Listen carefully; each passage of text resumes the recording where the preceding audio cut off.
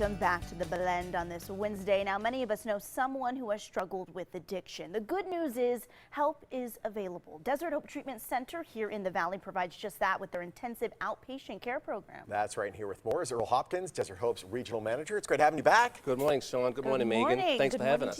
Now, a lot of people don't know the difference when it comes to treatment, when it comes to addiction. Explain the differences if you can. Well, addiction, when people are embraced with addiction in their life, Yeah. you know, they need a way out. And so we come in as a resource for them to address their addictions. And we do that through different services that we have and able to offer our patients. Correct. And there's a difference between inpatient care and outpatient care. Can you describe the difference in the two? Absolutely. When people come into inpatient, think of someone coming into a hotel and checking in and staying for an extended period of time. Right. So they actually live with us, they reside with us, and they get acute care. They have access to 24-hour physicians and nurses. When you think of outpatient services, people get to stay at home. Their life is normal, there's no interruption, but they get to actually address addiction issues that they've been dealing with for a long time in a structured environment, yet they still get to go to work and carry on normal duties. And that's why it's so popular, is because you kind of get to keep that normalcy. Correct. Yeah. In addition to that, you get to keep your privacy. Yeah. You get your confidentiality. Yeah. You're coming in, seamlessly. Your life is not interrupted. Right. Does a patient get to choose, hey, I'm coming in, I either check myself in or I want to get care from home? Or does sometimes in some incidents, does a patient have to be checked in for inpatient care? No, actually, we have an option called outpatient. So in the outpatient option, they don't have to absolutely, they're not checking in. It's a voluntary option for them to come in because they have issues they need to address. So this is like the beginning stages for them to come in and address these issues. And if outpatient care doesn't work at some point, then are they forced to do inpatient? I guess that's more of my question. It's never a force issue. It's always a voluntary issue. So let's look at outpatient as the entry point. Okay, I'm on the fence. I know I need help, but I don't know where to go. I don't know where to start. But this is the opportunity for me to go get my feet wet. Jump into the pool, test the waters. If I fail at that, if I need a higher level, then that option will be available to me. Absolutely. Some people might not think that they can get the same quality care as outpatient from their home, but they can. Absolutely. Think of it like this. It's intensive outpatient services. So you get 3 hours of treatment per day, about 3 to 5 times a week. So you get the same structure. The only difference is you get to stay at home and nothing in your life from the outside or the exterior actually changes.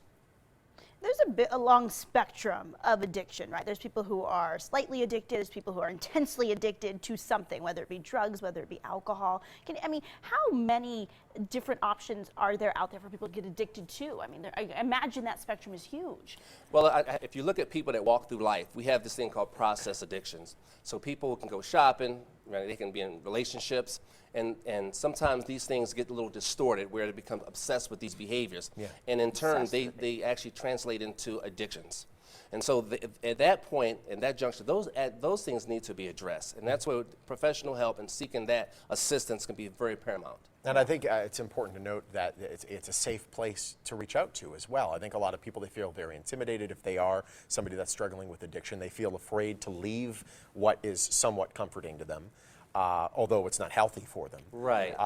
And to know that there's someone that they can reach out to is a very important thing. And to not be ashamed to get the help, right? Yes. And when I think about first responders, for example, they're helping a lot of people every day. Yeah. And you would be surprised at the magnitude of people across the country that are in the first responders positions that need help as well. So we're there for the first responders. We're there for people who believe that, it's a shaming thing for them to ask for help. But there's absolutely help for them. There's no shame in saying, I need help. Right. My life is not going the way I planned it, and I would like to get help. And we're there in a safe environment to deliver that service for them. At what point does someone know that they are addicted and not just they just really enjoy something? Like, how do you know you're addicted to shopping? Well, when you get to a point where you're losing control and things are starting to get out of hand. In other words, your debt is mounting. You're causing issues through that behavior in your family. There's questions that are coming up. Why are you spending that money? Yeah. Why are you drinking that much? Why can't you just be normal?